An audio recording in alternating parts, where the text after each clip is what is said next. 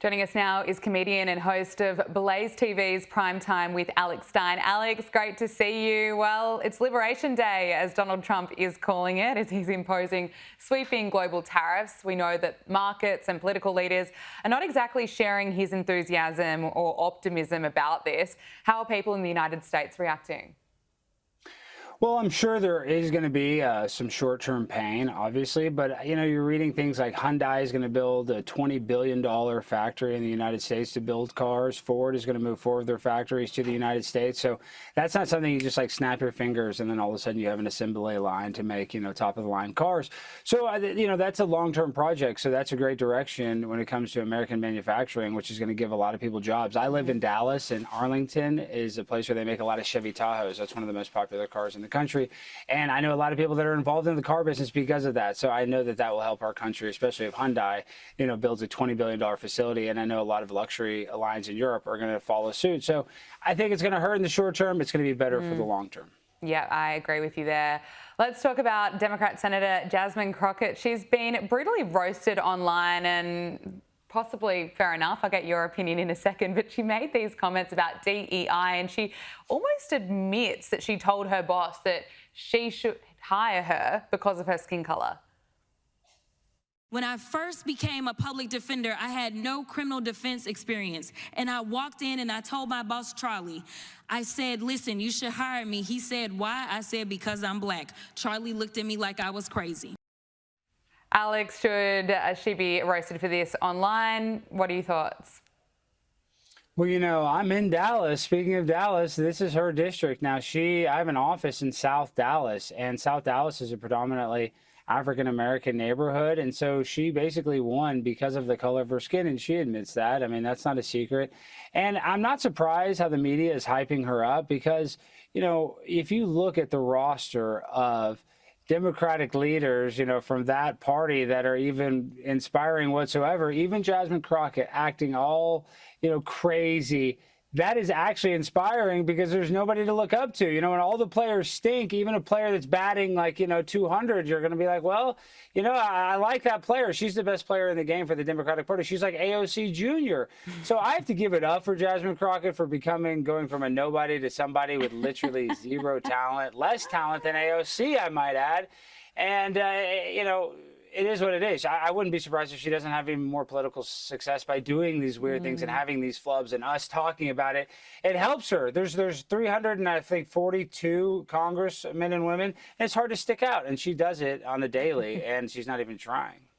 Admitting she's a DEI hire. Didn't expect that one. The Trump administration has frozen federal funding to Maine for refusing to comply with Trump's executive order to ban men in women's sports. So Trump initially vowed to cut federal funding to the state if it refused to comply with the order. That was back in February. And now Donald Trump has made good on that promise. Alex, the warning was there.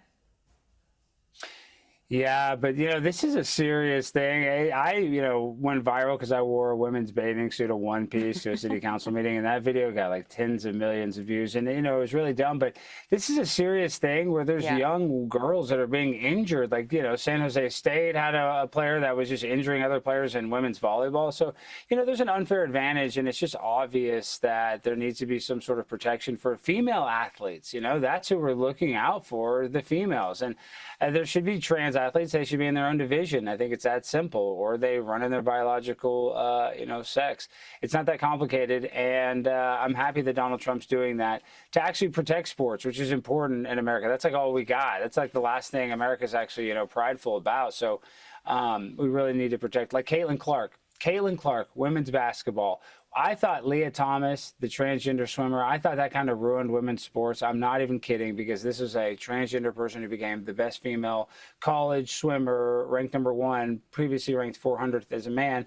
But then Caitlin Clark basically came out of nowhere, a great college player, and has changed the WNBA and almost saved that whole entire league. So it only takes a few great female athletes to fix this whole thing. So, and I think Caitlin Clark's proved that. Yeah, absolutely.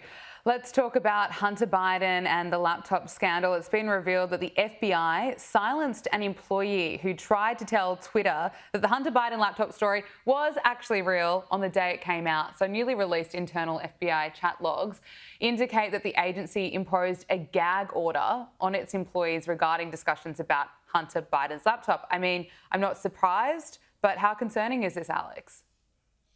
I mean, it's very concerning, but it's, welcome to Obviousville. Yeah. The FBI is going to lie to us. I mean, we all know it because they have classified levels of information that people like you and I are not ever going to be privy to unless you get it, in some sort of covert way. But when it comes to the Hunter Biden stuff, we knew it was real. They did it to protect Joe. I'm surprised that he got that protection. I'm just really surprised at the lack of integrity when it comes to our mainstream journalism, that it was the New York Post, I believe, and they got censored on Twitter for even sharing it. Then, no offense to the New York Post, a great outlet. Good for them. They actually print a lot of stuff that a lot of people won't. But my point is, the New York Post is breaking this. It should be the New York Times. Why is the New York Times not saying the son, of the president has a laptop with all kinds of stuff, potentially, allegedly, some stuff, potentially some of the most disgusting content possible, and drugs for that matter. And, the fact that they would even cover that up just shows that there's zero integrity when it comes to the journalistic institutions here in America. And there's more bad news for Hunter Biden. He'll be permanently stripped of his ability to practice law in the nation's capital after agreeing to a disciplinary agency disbarment recommendation. So Hunter Biden, he was convicted, of course, but he was pardoned by his father, Joe Biden. So, look, this is the situation for Hunter Biden. He's been protected by his father, but he's not going to be able to practice law. What's your assessment? Well, he doesn't practice law anyway. He's a painter. You know what I mean? That's what he was doing, selling paintings for $300,000 to, I think, Chinese diplomats, or diplomats from a lot of foreign countries would buy his art because he's such a talented painter. So, yeah, I don't think he's necessarily the Atticus Finch of this generation. I don't imagine him in the court of law unless he is the defendant. So, when it comes to Hunter, and, God bless his dad. If I was Hunter, I would hope that my dad would pardon me. So I really don't blame Joe Biden for pardoning his son. I think my dad would pardon me. I think all of our dads would pardon us if he truly loved us.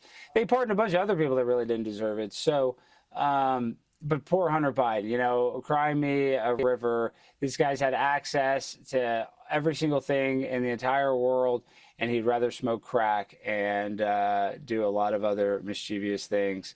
So I guess it just is what it is. It comes with the territory, and you reap what you sow. But I respect President Biden for actually giving him that pardon. That is fair enough. I don't respect Joe Biden for lying about it. But we spoke about this last week, Alex, the NPR and PBS debacle and kind of the bias in its news coverage. Now, Donald Trump has called on Republicans to defund and totally dissociate themselves from public broadcasters, NPR and PBS. So in a post to Truth Social, Donald Trump said Republicans must defund and totally dissociate themselves from NPR and PBS, the radical left monsters that so badly hurt our country. Alex, there's no doubt plenty of support for this.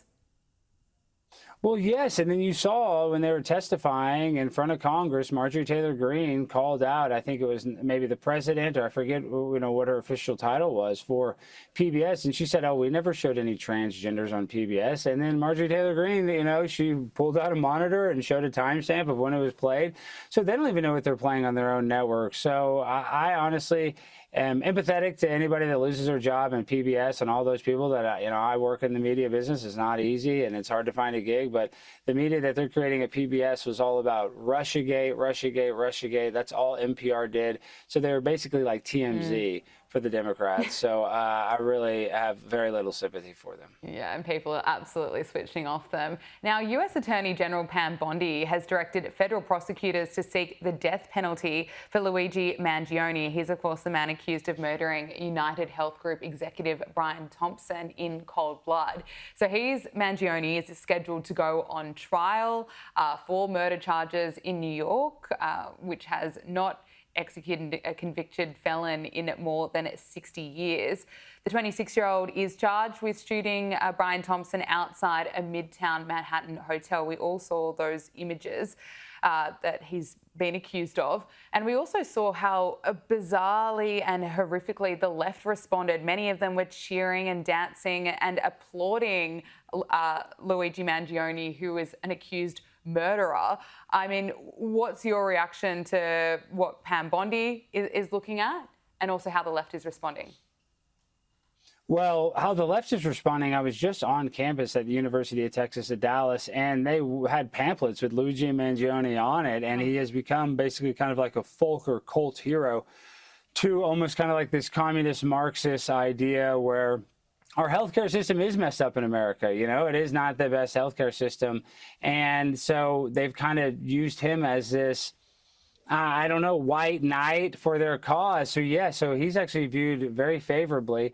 But when it comes to the death penalty and Pam Bondi saying that, you know, personally, and I know this is just my opinion, but our American criminal justice system is terrible. And I know there's some heinous crimes, you know, something, if anything happens to a child in some states, you know, that they're trying to get death penalty for. And maybe that, you know, I can almost understand. But if the state has ever wrongfully given somebody the death penalty, which they say through DNA they have proven that they have done that incorrectly, then I feel like the whole system is really flawed. So I don't really necessarily like the idea of even executing him.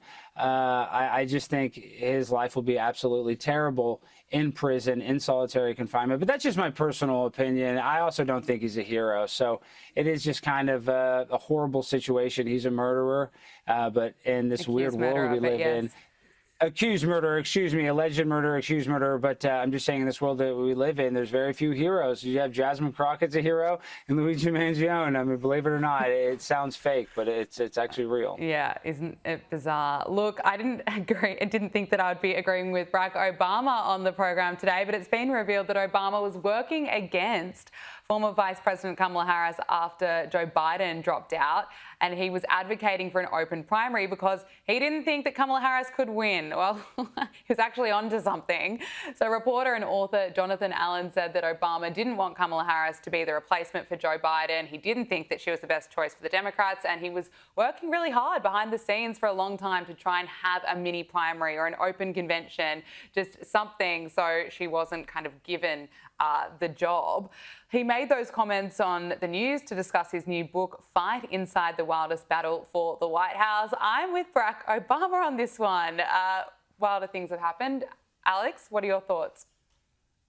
Yeah, Barack is, he's not a dumb guy. I don't know if anybody's ever accused him of being dumb. He's actually pretty smart when it comes to his social maneuvering and the way that he basically controls his political party. And I think that it doesn't take a brainiac to realize that Kamala Harris is not a talented politician. You know, she doesn't have the gift of gab. She doesn't even have that kind of leadership quality that, you know, Donald Trump or Barack Obama or even a Joe Biden has. She doesn't even have, you know, any of what those three presidents have. And that's obvious. And Obama didn't like Biden either. Biden was just, you know, he paid the most dues and he was kind of in line for that position. He ran for president like every year since he was like 35 or something. So, you know, he earned it. He you know, paid his dues. And that's the reason that he was in the position to be the vice president. And that's why he was in the position. And whether you think it was rigged or not, I know some people do and some people don't. He was the only guy to ever beat Trump. So believe it or not, for Biden being so untalented compared to Barack and how Barack looks poorly at Joe Biden, Kamala Harris is 10 million times worse than Joe Biden. And Barack knows that. Well, finally, Alex, just before we run out of time, I have to talk to you about Wisconsin, and that will enshrine the state's voter ID law in the state constitution after voters approved the proposal. This happened yesterday. So Wisconsin already requires that voters have photo ID in order to participate at the polls, but the measure now elevates that law to a constitutional amendment. What's your reaction?